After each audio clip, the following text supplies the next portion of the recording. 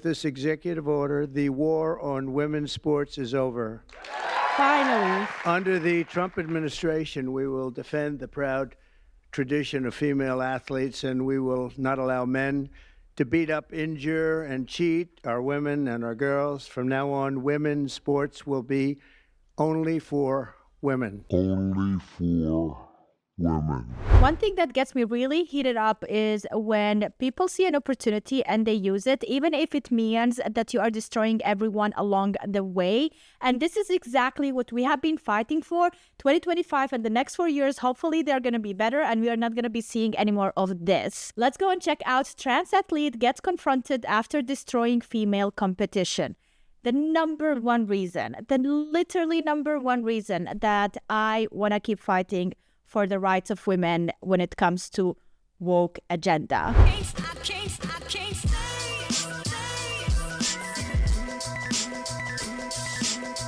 It's so unfair.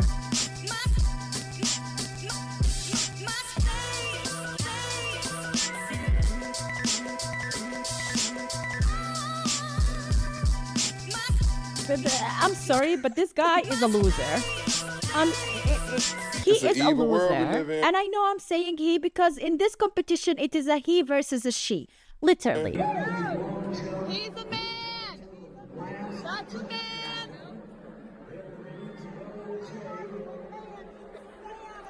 That's a man cheating man! He cannot win as a man. This couldn't have been any better. By the time I actually finished reacting to the athlete transgender who has abused the system to win against other women in sport, Trump came out and made it a law that trans people cannot compete against women in women's sport. President Trump bans trans athletes from women's sports. Let's check this out. Oh, I think we have a 10. We have a 10. This is so sweet.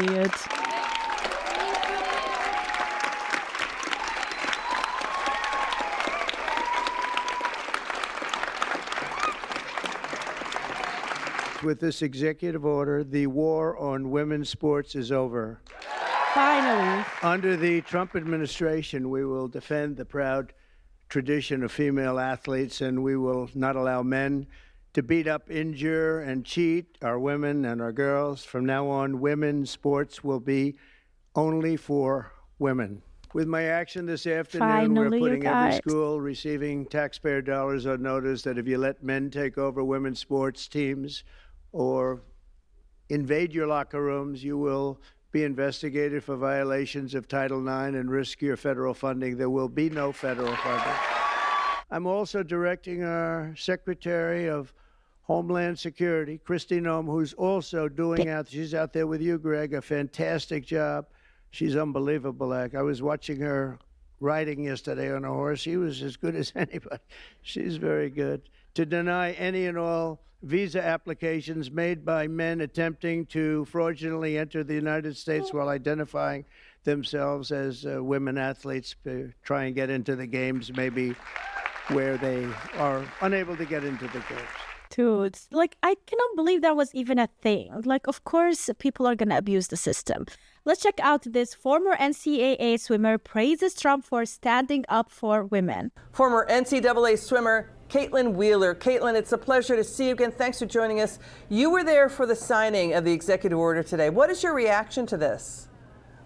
Well, thank you so much for having me. Well, for me, it's a mix of relief and excitement, joy, a bit of emotion, because this has been a long road. We've definitely been fighting for this for years, and thankfully we have leadership that is now standing up for women, standing up for reality. And this is one of the most common sense executive orders that President Trump could have ever signed. And we are restoring sanity and reality back into our country, and people voted on this. They wanted sanity and truth restored, and they voted in Trump because he said he was going to take men out of women's sports, and that's what he did today. So what he's saying is he'll yank federal funding as a... You guys, it hasn't even been a month, and this guy has done more for America than I feel the last 4 or 5 years. To Title IX violations. He's saying if universities don't comply, they could lose federal funding, also face legal action from the Department of Justice. We're hearing that the NCAA chief, Charlie Baker, he did testify about a month or so ago that the NCAA will follow federal law. And the question is, will the Olympics follow it too? What do you think? I think we're going to hold them to their words. President Trump today, he said that we will no longer have men and women's sports. And to those federally funded institutions that do not comply with the law, they will no longer receive their federal funding. And I think that President Trump will do right and follow his word and hold those states and hold those institutions accountable to what they said. Can you talk to us about how bad this got under Joe Biden and Democrats? We're researching reports of women athletes getting injured by biological men, not just in volleyball. Exactly. We're hearing it is also field hockey, lacrosse, even track and field events. We're seeing it coast to coast. Women athletes getting injured. Show the famous women athletes. Like, it's definitely not fair. Someone who spent their whole life training and working out, and they have this one path in life and this career that they chose to go through. They want to accomplish things, and then they have this obstacle in front of them that is unbeatable by them, no matter how good they are. And that is so unfair. How could we sit and watch this happen, seeing these people women getting injured over and over again, crying for losing because they cannot do anything about it, and let it happen? Because equality, let's make this other side happy. Who cares about women? Athletes who support stopping biological men in women's sports. Caitlin, can you talk to us about the injuries that women athletes faced? Yeah, we've seen multiple cases in field hockey where women are getting their teeth knocked out by a man hitting a puck, taking one into the face. My friend Peyton McNabb, who got a shout out from President Trump tonight, she was there while he signed the executive order. She was injured due to a male spiking a ball during a volleyball match, hitting her right in the head. She still to this day has issues, permanent damages that she has to live with the rest of her life. So we've seen the impact and the safety issues that this causes, along with the unfairness issue. And President Trump is proud to stand with women and proud to support us. Yeah, I tell you, it's also taking away, future revenue, say, if you go in for advertising or whatever, right, Caitlin? Final word. And that's so true. And I think the American people realized it. They voted on it. And I think I honestly want to thank the Biden-Harris administration in this case, because it took their term for people to realize how out of touch with reality the Democratic Party has become. And people are ready. They're so hungry for truth. They're so hungry for common sense to be restored back into our country. Caitlin Wheeler. That is so true, because if you think about it, like the first mandate, I think that's how it's said, when Donald Trump was president, like it was completely different than what we have today. And I think we needed to lose him to miss him. And we needed to see the other side and see how bad it can get in order to appreciate what we have now. Plus, let's be honest, like his presidential path is so different today than previously. Like, he also realized that he should not be apologetic and he should really trust his guts and do what he necessarily thinks is right. And people have seen it, and he is so humble about it, and there is something about it. Of course, don't get me wrong, there are so many things that I don't agree with, but on this matter, I'm 100% supporting this decision, and I'm so happy that Donald Trump came up with it. Wearing a dress with a pair of leggings, do you sincerely believe that I should be subject to punitive justice on the basis of what I'm wearing? I would encourage you to behave as a man, is what I would do, because you are a man, and I don't know how exactly you came to the point where you think you're a woman or very much would like to be a woman, but you aren't. And I don't think anyone who is affirming your delusion is helping. I think they're lying to you, and I think it's very disrespectful, and I think it will not lead to your flourishing. I think it will only immiserate you. You might hate me for telling you the truth, but I think the truth will set you free. Furthermore, your masquerading as a woman does infringe on the legitimate rights of other people, the rights of women to have their own bathrooms, the rights of women to have their own sports leagues. That is not something that you have a right. Like literally, in order to make you happy and satisfied with whatever choice you went out and chose, whatever you think makes other people unhappy. That's not fair. That is not all right. Okay. To do, no matter how sincerely you believe the fantasy that you're a woman. I ain't gonna lie, I'm getting cooked. I'm not gonna leak anybody specifically, but let me tell you this. Some of the biggest musicians, like, they got paid to promote and endorse Kamala. I know for a fact that they wanted Trump. And I know for a fact, because I saw, check this out, I saw actual proof with my own eyes of a But they private got text conversation paid. between somebody and somebody saying, Money that I speaks did louder this than for that. words, I swear to huh? God, on everything I love. I'm not lying about it. I promise you. So it just goes to show you. It's like, and I'm giving you an example of like how easy it is for people, you know, in the A-listers to easily sell out, man. It's like, you know. I can't wait until American women can't get blueberries for their smoothies.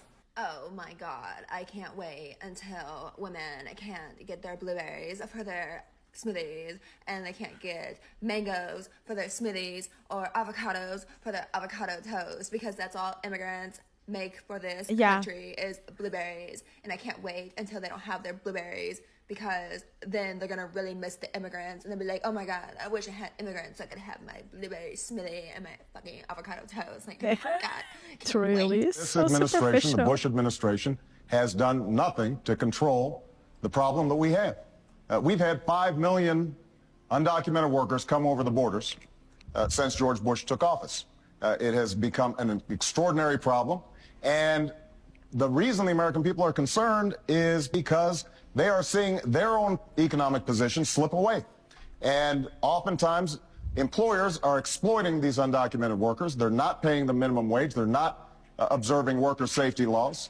And so what we have to do is create a comprehensive solution to the problem. Now, I have already stated that as president, I will make sure that we finally have the kind of border security that we need. That's step number one. Step number two. And it is so interesting that when Obama said so, it was completely fine. He got endorsed. People were up for it. They encouraged him and respected him for whatever he was saying.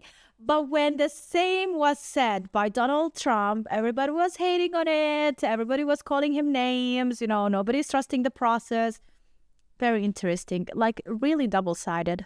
Is to take on employers. Right now, an employer has more of a chance of getting hit by lightning than be prosecuted for hiring an undocumented worker. That has to change. They have to be held accountable. And definitely, I would not only hold accountable the illegal immigrants that decided to work and get a job, but also the employers that employ them knowing that they are illegal and they don't have documents, because they knew that they're going to pay them less and they got to get more work from them.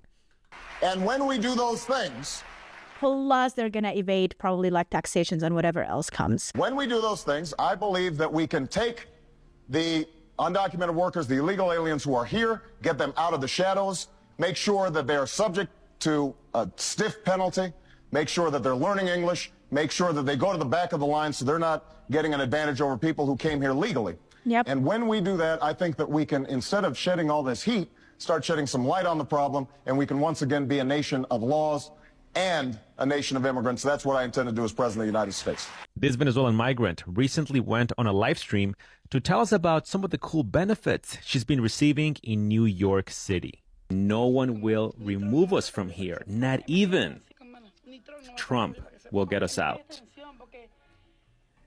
Then she says, you know, I've been suffering from, I've been having dental issues. So I had surgery recently, and they helped me with 4 teeth. But the appointments were far away, unfortunately. Then here she says, I'm in New York. I want to leave New York, but I don't have my papers yet. It's nice here, but working without papers, it's horrible. Go home, get a job. I'm desperate, to be honest. Then she keeps communicating with the comment section, and she says, I'm fairly new. I've been here for only 6 months. Hey, bro, come on now, dog. Come on, man. Only 6 months since I got here. And then someone asked her, wow, what about your nails? How much were they? She says it was $50 to get them done. But this was maintenance, and that was an additional $30. Oh, it's only a 6-month free hotel stay. No big deal. An average hotel room for a migrant costs around $350 a night. That means that she's been getting roughly over $60,000 worth of hotel accommodations. It's my turn. And who is paying for that? You told me it was my turn. When was the last time that any of you received a 6-month hotel freebie? I hope President Trump does the right thing. Let me get this straight. You're protesting in America to be here illegally, and you're waving the flag that you're from, but you refuse to go back to the country that you're from. That is so ironic. I saw some clips where they would be holding their own flags and burning or stepping over the American flag. In America, the disrespect. Honestly, how is this even allowed? And not only that, you're taking the American flag, throwing it on the ground, and stepping on it. Exactly, that's it. Then That's why what are he's you talking here? about, the same Daddy thing. teaches you can be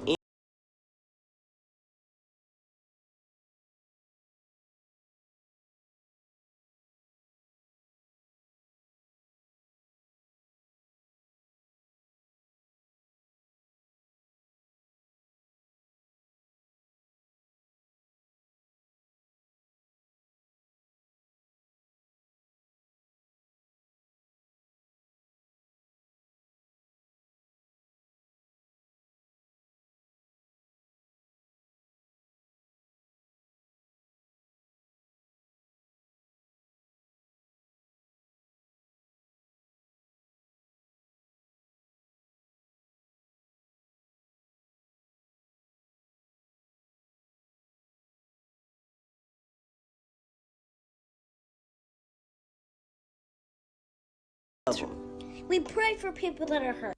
That's what I'm talking We about. pray for people that are hurt. Oh my god, that was so cute. 10 push-ups. We gotta get the bitch out of you. I'm Asian. I'm Asian. Oh my god, I'm not Alan. so Asian. My pronouns are he. Oh my god. We will never see this again. If Donald Trump, if he just goes out there and he's a regular conservative president and we end up in a recession, fine. We've been there. But as far as the fascism and the likening him to Hitler and the threat to democracy, if he doesn't do all of that, why should we ever believe Democrats ever again, Chris? What?